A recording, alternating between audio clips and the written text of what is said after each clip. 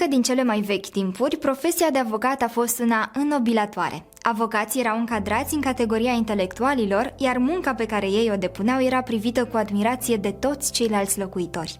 Profesia de avocat este frumoasă, cu provocări utile, în care dacă înveți și ești pasionat de aceasta, poți crea o carieră de succes.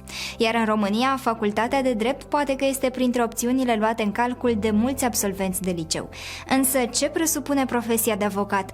Ce ar trebui să știm înainte să alegem această profesie? În ediția de astăzi facem cunoștință cu doamna Doinița Nicolae, avocat pledant cu o experiență de peste 24 de ani în litigii aflate pe rolul instanțelor de judecată până la gradul de înaltă curte de casație și justiție. Vă invit să rămâneți alături de noi în minutele ce urmează.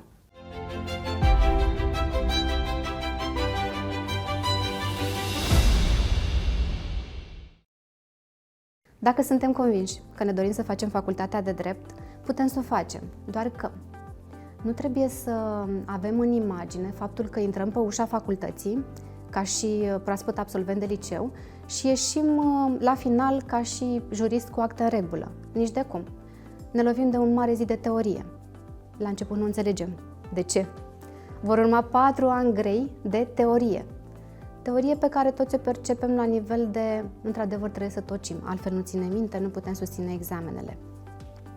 Toate astea ne ajută pe noi în viitor, ne ajută să ne exercităm profesia pe care o alegem, pentru că aici sunt multe de discutat vis-a-vis de ce facem când terminăm facultatea.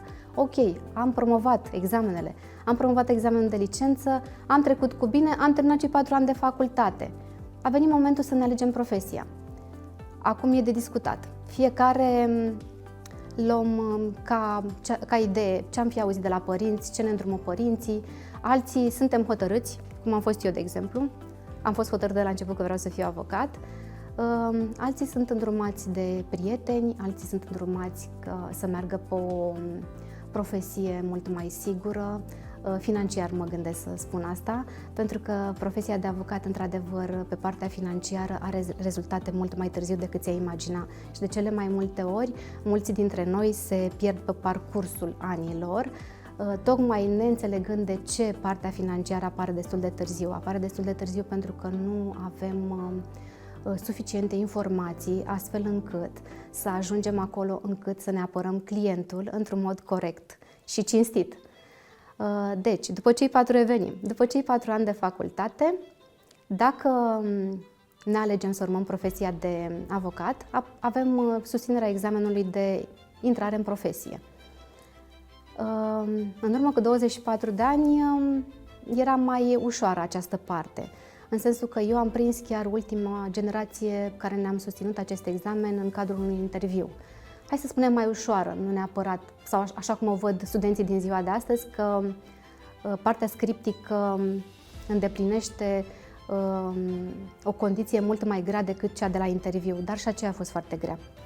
Reușim și susținem acel examen de intrare în profesie, trebuie să ne căutăm un maestru, un cabinet, o societate de avocatură, depinde ce alegem fiecare sau ce găsim fiecare la acel moment, care să ne îndrume în profesie. Devenim avocat stagiar cu actă în regulă.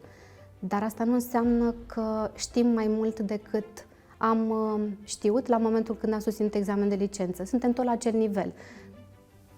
Eu consider că în profesia asta, practic acești ani de stagiatură ne ajută pe noi să ne formăm ca avocați. Pentru că în momentul în care ai intrat pentru prima dată în sala de judecată, ești blocat. Nu poți să te gândești la nimic din ceea ce ai învățat, nu înțelegi nimic din ceea ce se întâmplă în sala de judecată și te uiți ca și cum n-ai putea să o faci niciodată. E un șoc așa, adică dintr-o dată să intri și să nu știi ce se întâmplă. Da. Am fost fascinată, eram așa, wow, cum se poate? Adică nu e posibil să ajungi într-un timp atât de scurt să găsești soluții la momentul la care în instanță se pun în discuție anumite excepții, discuții, în contradictoriu cu partea adversă, să fii permanent pregătit și partea asta nu înțelegeam. Adică mă gândeam că n-ai cum atât de repede să dai căutare și să-ți găsești exact răspunsul potrivit la întrebările respective. După partea de stagiatură urmează, bineînțeles, definitivatul. Este iarăși o fază destul de grea în această încheiere practică a stagiaturii tale, dar nu asta este partea cea mai grea, că până la urmă promovezi și examenul de definitivat. Partea cea mai urâtă, să zicem așa, între ghilimele, este că trebuie să-ți alegi ce faci. Pornești singur în lume, de la acel moment, în cadrul unui cabinet individual pe care ți-l înființezi singur, sau alegi să lucrezi în societățile de avocatură, unde acolo ești îndrumat de către alți colaboratori cu mai multă experiență. Eu personal am ales partea, să zicem așa, grea. Am descris propriul meu cabinet, deși la acel moment nu eram tocmai pregătită pentru cazurile grele. Eram pregătită doar pentru cele simple, care ne erau date nouă, ne erau distribuite nouă de către maestru de la acea vreme. Cazurile simple merg doar la judecătorie. Practic, după definitivat, putem să punem concluzii la toate instanțele, tribunale, curs de apel, Înalta Curte de Justiție, de Casație și Justiție. Deci, cu alte cuvinte, pregătirea profesională până la stadiul de avocat durează în jur de 6 ani. Dacă alegi să mergi în altă profesie, după ce ai terminat cei 4 ani de facultate, ai posibilitatea să devii magistrat. Urmează alt examen, urmează alt examen de definitivat. Dacă vrei să devii notar, de asemenea, alt examen de intrare în profesie, alt examen de definitivat. Poți să alegi să devii executor judecătoresc, poți să alegi să devii jurist, poți să alegi să devii orice alt funcționar într-o instituție a statului. Facultatea de drept îți oferă această posibilitate. Nu este ținut, adică opțiunea este destul de largă a studiantului. Asta cred că e cel mai mare avantaj. Da, cred că ăsta este cel mai mare avantaj pentru că am avut foarte mulți colegi care s-au pierdut dacă în stagiatură au renunțat și nu au vrut să meargă mai departe, pentru că au dat seama că nu se regăsesc în profesia și în acest lucru neapărat direct cu omul. Au ales să meargă, nu știu, să facă Academia de Poliție ulterior și să devină polițist. Deci nu rămâne bătută în cui această meserie să devii doar avocat, magistrat, judecător sau procuror, notar, executor judecătoresc sau jurist. Nu ești ținut. Și cred că ăsta este motivul pentru care foarte mulți studenți, deși nu știu încă de la început ce să aleagă, merg mai departe și se gândesc că se vor decide probabil după ce vor termina anii de facultate. Ne-ați vorbit de punctul în care trebuie să ne alegem pe cineva să ne îndrume. Da. Asta după terminarea facultății. Dar mă gândesc, nu ne-ar ajuta mai mult dacă am face practică din timpul facultății? La un cabinet sau... Da, cu siguranță, doar că practica din timpul facultății, pe vremea mea, în urmă cu 25 de ani, acum nu știu exact cum se mai întâmplă lucrurile, cred că a fost în jur de 4 săptămâni. Adică practica din timpul facultății a fost atât de mică, superficială, da, cred. Destul de redusă. Nu pot să spun că în acele 4 săptămâni am învățat ceva. Nu. Da, pentru mine, acele 4 săptămâni, cu siguranță că a fost motorul în plus care m-a determinat să aleg până la capăt să fac această meserie. Cam atât. Eram fascinată de tot ce se întâmpla în jurul meu, îmi doream foarte mult să fac asta, dar nu am învățat mai mult de atât. Practica efectivă pe care o faci este după ce ai intrat și ești avocat definitiv, avocat stagiar. De la acel moment, practic, ai maestru care te îndrumă, pentru că oricum n-ai putea să o faci, oricum ai nevoie de cineva pe fiecare aspect în parte. Îți predă dosarul cu grad de complexitate redus, dar asta nu înseamnă că înțelegi foarte multe, pentru că nu ai practica necesară. Și atunci, îndrumătorul tău pe care acum nu știu cum se mai întâmplă în ziua de astăzi, dar pe vremea mea se alegea foarte greu și ajungeai foarte greu să-ți găsești un maestru. Cum găsim acest maestru, acest îndrumător? Păi iarăși mă duc în urmă cu câțiva ani. Nu știu în acest moment ce se mai întâmplă la intrarea în avocatură, dar la acel moment îmi aduc aminte că efectiv dădeam telefoane și rugam avocați cu experiență să accepte, să-mi elibereze o adeverință de care aveam nevoie să mă scriu la examenul de intrare în profesie, deci nu puteam să accesez în această profesie neavând două adeverințe de la un avocat cu mai multă experiență și un avocat cu mai puțină experiență. Acele două adeverințe practic mă ajutau pe mine să-mi depun dosarul. Am fost revoltată la momentul ăla pentru că a durat în jur de 6 luni să pot să găsesc. Destul de mult, pentru că, iarăși vin și spun, era un mit la vremea aia, dacă nu deții o sumă importantă de bani, n-ai putea să accesezi în meserie. Ba da, se putea. Doar că trebuie să-ți dai mai mult silința. Răbdarea pe care am avut atunci să caut și să nu mă las, m-a dus către a găsi oamenii potriviți să mă ajute, necondiționat, fără nimic în plus, pentru că am fost un om simplu care am venit de la țară și nu am avut părinții în domeniu, n-am avut pe cineva care să mă ajute și nici nu, apropo de legendă, nici nu dețineam vreo sumă de bani care să mă trimită către ceea ce se promova la momentul ăla. Și atunci am căpătat și mai multă încredere în mine și mi-am dat seama că lucrurile nu stau așa, era doar un mit, pur și simplu. Toți avem locul nostru. Dacă am reușit să îmi depun dosarul, să obțin acele adeverințe, am reușit să-mi promovez și examenul și nu mi s-a părut destul de greu la momentul ăla. A fost ok, dar că modul în care erai condiționat să intri, modul în care erai condiționat de acele adeverințe, asta m-a revoltat. M-a revoltat că nu pot pur și simplu să mă duc să-mi depun un dosar, să pot susține, să văd eu dacă sunt în stare să trec mai departe și să intru să-mi fac stagiatura. Cam astea au fost lucrurile, doar că unul dintre avocații care m-au ajutat la acel moment să-mi elibereze o adeverință mi-a promis că mă ia și ca stagiară dacă reușesc să promovez examenul. Deși și atunci erau discuții și nu era destul de încrezător. Era ceva de genul, mergi tu, că vedem noi dacă e nevoie să te iau ca stagiară. Că e posibil să nu fie nevoie și atunci îți promit, dar s-a ținut de promisiune. Ce frumos. E foarte bine că ați punctat acest lucru, pentru că mă gândesc că foarte mulți tineri studenți în ziua de astăzi, sau poate chiar dinainte să se hotărească să urmeze această profesie, se gândesc, păi, eu nu cunosc pe nimeni în domeniu, nu o să mă ajute nimeni să îmi găsesc un loc de muncă sau să mă integrez în rândul avocaților. Poate se descurajează și asta e foarte bine că ne-ați spus cum stă treaba mai exact. Aș mai puncta ceva. Păi, în primul rând, se ajută ei. E primul pas pe care îl faci în meseria asta. La început te ajuți pe tine și îți dai seama că vei găsi soluția pentru tine. Ori dacă reușești să găsești soluția asta pentru tine, unde nimeni nu-mi dădea nici mie vreo șansă la acea vreme, eram luată așa oarecum, nu ai cum să găsești, pentru că nu are cine să te ajute, că nu ai pe nimeni.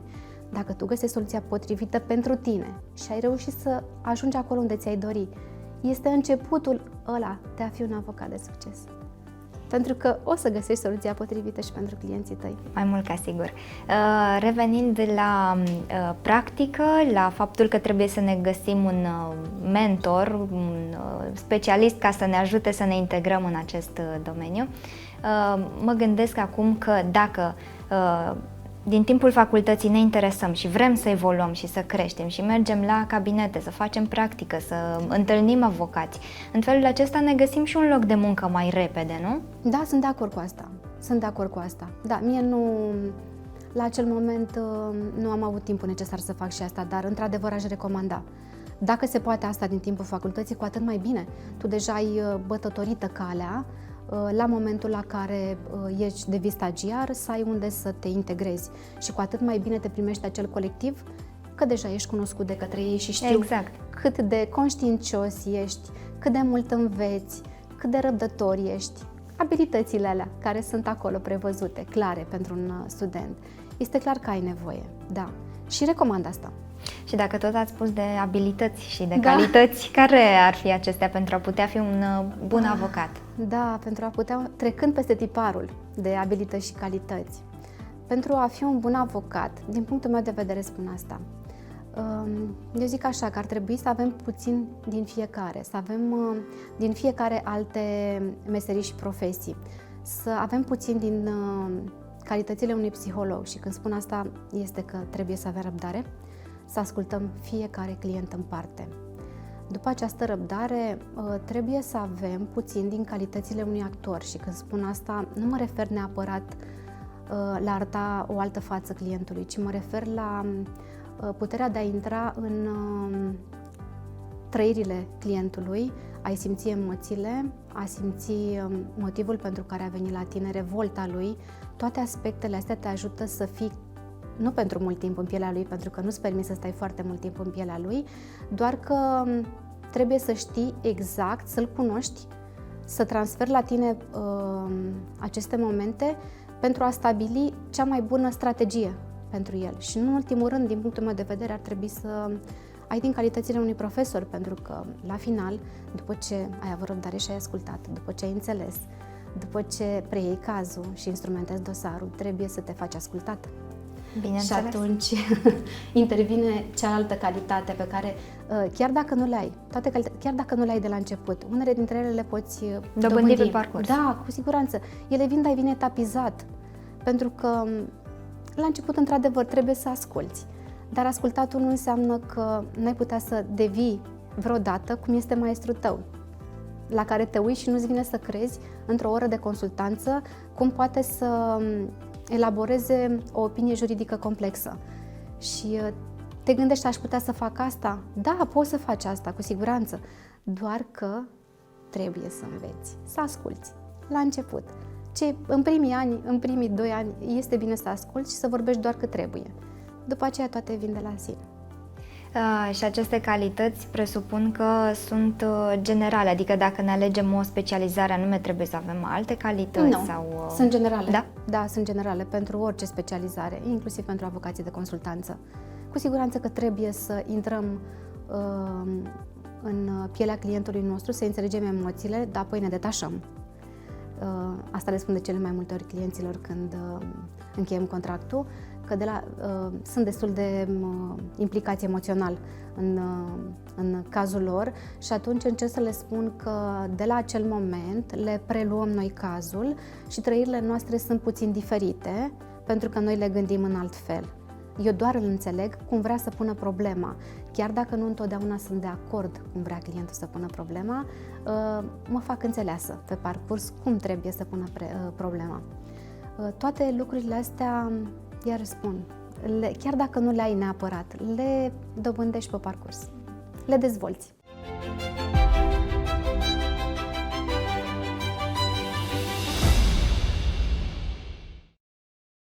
Care sunt acele specializări pe care le pot alege studenții sau chiar avocații pe timpul carierei? Da, păi sunt specializările de bază. Vorbim de specializarea de avocat pledant, avocat de bară, de litigi, asta fac și eu, de 24 de ani, și avocat de consultanță, cele de bază. Apoi plecăm pe ramuri. Ramurile sunt diverse. Plecăm pe drept civil, drept penal, drept comercial, dreptul familiei, dreptul fiscal, dreptul administrativ și lista poate continua, este foarte lungă. La noi încă nu există avocați doar pe o anumită specializare pentru că nu ne-am obișnuit. Obișnuința la noi n-a fost asta, cel puțin în urmă cu 25 de ani nu era asta. Aveam nevoie de noi să fim specializați pe cât mai multe ramuri. În ultima perioadă am observat că tinerii se specializează doar pe anumite ramuri și este posibil să rămână așa în viitor. Acceptăm orice fel de schimbare. Deci când vorbim de specializări, vorbim de specializările de bază. Specializările de bază sunt avocat de litigi, avocat pledant, avocat de bară, așa cum cunoaștem noi, și avocații de consultanță, cei care aleg să ofere consultanță în cadrul societăților de avocatură.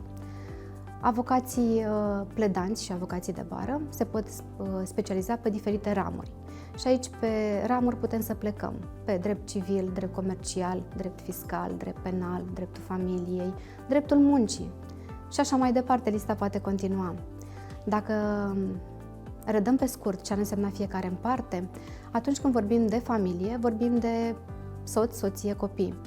Vorbim de divorț, de stabilire paternitate, de stabilire locuință minori, de pensie de întreținere, vorbim de autoritate părintească, vorbim de stabilire legături personale cu minorul, de curatelă, de tutelă, vorbim de tot ceea ce ține de familie, chiar și adopție. În momentul în care vorbim de comercial, vorbim de societate, de la înființarea ei, cesiune, majorare de capital, fuziune, absorpție, dar partea cea mai frumoasă din comercial este cea referitoare la contracte. Aici participarea avocatului este de la momentul redactării contractului până la momentul asistenței și reprezentării juridice în instanță, când punem în discuție clauzele contractuale și facem o interpretare destul de complexă. Când vorbim de fiscal, vorbim de contribuabil și de organele fiscale ale statului. Când vorbim de dreptul muncii, vorbim de angajat și de angajator, fiecare cu drepturile și obligațiile lui. Când vorbim de civil, vorbim de proprietate publică, de proprietate privată, vorbim de revendicări, vorbim de evacuări, vorbim de cesiuni, vorbim de moșteniri, vorbim de succesiuni, vorbim de toate aspectele care țin de proprietatea privată și publică. Dreptul civil este mult mai complex. Sunt foarte multe specializări pe care le putem alege și mă gândesc că sunt și supra-solicitante, nu? Adică domeniul acesta e supra-solicitant, e un domeniu greu, încărcat. Da, cu siguranță. Munca avocatului este o muncă solicitantă. Munca avocatului este solicitantă de la cap la coadă, dar acum depinde cum o vezi. Dacă o preiei ca o muncă grea, atunci nu o mai face. Dacă o structurezi și ești capabil să o împarți în așa fel încât să o duci la capăt dintr-o parte într-alta, atunci nu mai este o muncă grea. Este o muncă stresantă. Dacă nu ești atent și dacă nu lucrezi structurat și dacă nu te detașezi în anumite momente de dosarele clienților, este posibil ca tu să nu mai rămâi sănătos fizic și psihic pentru clientul tău. Și atunci nu lăsa solicitarea să te ducă în altă zonă decât ar trebui. Tu trebuie să stăpânești această profesie mai mult decât altcineva. Trebuie să știi exact în ce ai intrat, astfel încât să poți să-i faci față. Nu te duce într-o altă zonă în care să fii copleșit. Niciodată nu trebuie să te simți copleșit. Trebuie doar să te remontezi, să o iei de la capăt pentru fiecare dosar în parte și moment în parte al zilei. Care ar fi acele dezavantaje? Programul poate fi un dezavantaj sau alte lucruri ar putea fi dezavantaje în acest domeniu? Cu programul. Programul, în momentul în care suntem studenți, îl înțelegem ca fiind o libertate, așa credem noi la momentul ăla. Sau să spunem așa că în primii ani de avocatură această libertate exista oarecum, pentru că nefiind implicat ca și avocat în foarte multe dosare decât cele cu grad redus, atunci aveai libertatea pe care dacă o duci la alt nivel, la nivelul de excelență, ai libertatea de a nu avea libertate dacă îți respecti profesia. Tu te condiționezi pe această libertate. Dezavantajele sunt, într-adevăr, ele există. Așa cum spuneam și mai înainte, nu te lăsa copleșită, este munca, stresul și munca. Deci, din punctul meu de vedere, dacă le faci față celor două, stresul și munca, reușești să-ți faci meseria până la capăt, rămânând pentru clienții tăi sănătos, fizic și psihic. Contează mult. Da, foarte mult, pentru că dacă tu nu-i oferi clientului o liniște, dacă tu ai probleme, în altă variantă.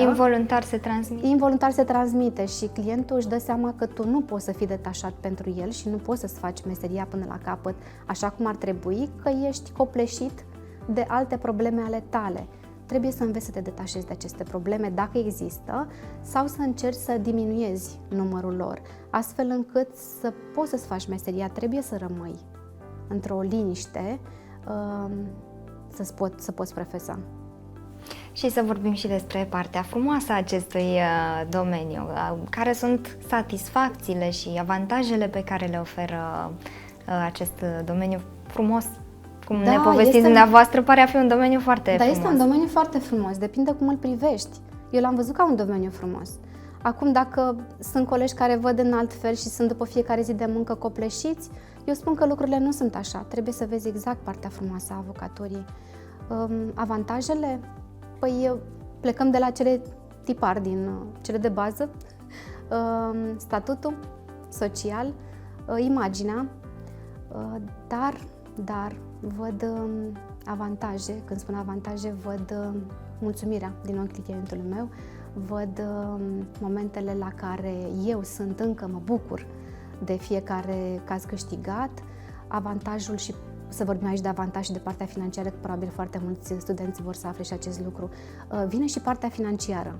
În momentul în care implicarea ta este 100%, ținând cont că ai nevoie și de acea libertate, de acel repaus pentru a te remonta pentru următoarea zi, vine satisfacția financiară de care avem nevoie cu toții. Probabil și tinerii sunt motivați să meargă pe mai departe, știind că la final li se oferă și această satisfacție. Mă gândesc că partea financiară crește odată și cu evoluția avocatului și cu vârsta, dar cum putem evolua în acest domeniu? Cum putem crește și cum putem ajunge să și câștigăm mai mult? Păi, iarăși, cred că mă repet acum, muncind odată. Nu trebuie să lăsăm garda jos pe cercetare și învățare niciodată. Ne ajută pe noi. Ne ajută pe noi să avansăm, ne ajută pe noi să ne construim o reputație, ne ajută pe noi să ne menținem o reputație.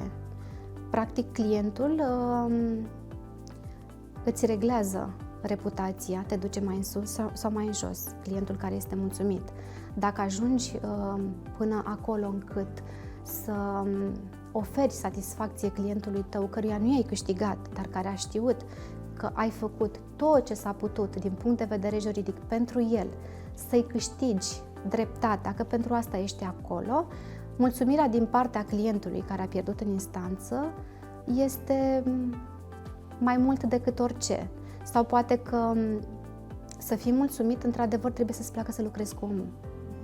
Asta cred că e cel mai important. Cred că cel mai important, acum revin la întrebările anterioare, cred că trebuie să ne placă să muncim cu oamenii.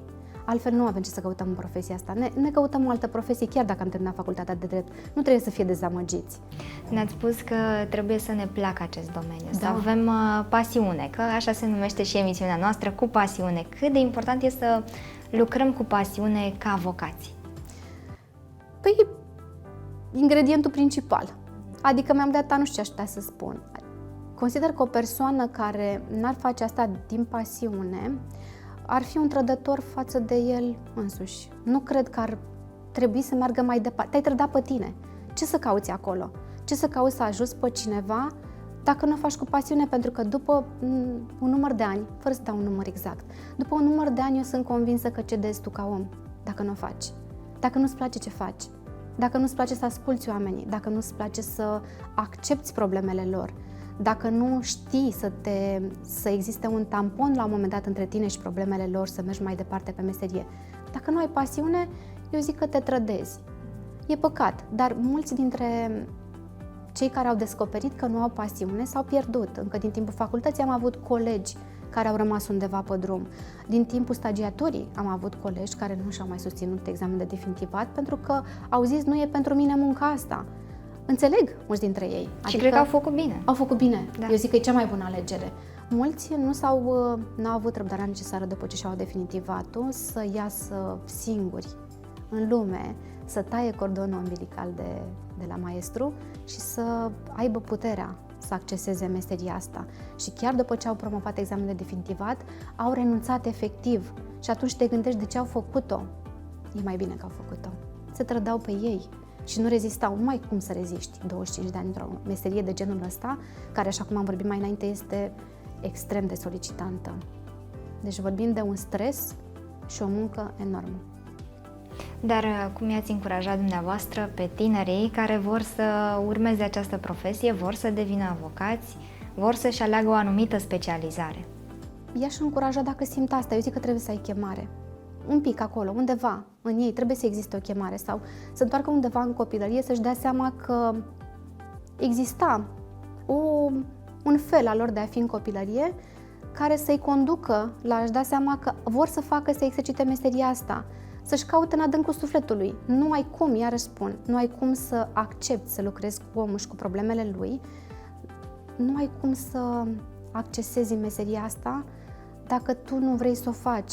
Iar dacă vor să treacă peste orice mit, legendă întâlnesc în cale, nu mai știu cele din prezent care sunt, vis-a-vis de orice impediment la accesa în meserie, că se poate. Îi încurajez să-și găsească în ei forța necesară, să-și găsească calitățile alea de care vorbim noi de la început, să aibă răbdare, să fie suficient de ambițioși, să-și ducă până la capăt ideea. Nu pot să rămân aici, nu pot ceda să piardă pe parcurs. E păcat.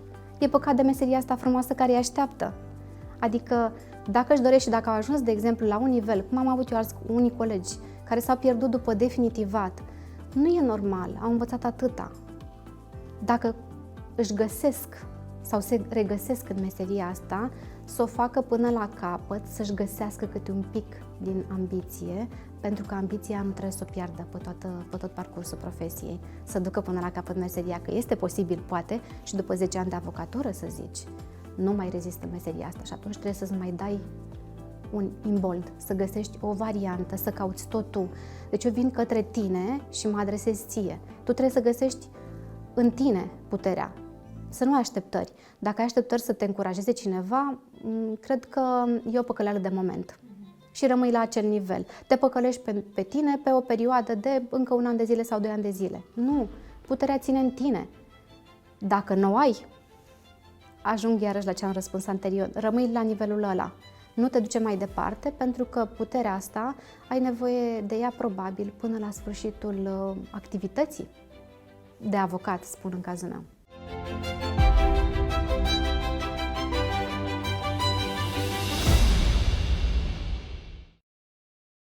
Dragi prieteni, am ajuns la finalul ediției de astăzi. Dacă vreți să urmați această profesie, nu uitați de sfaturile pe care doamna Doinița Nicolae ni le-a oferit astăzi cu privire la profesia de avocat. Până data viitoare, puneți pasiune în tot ceea ce faceți. Pe curând!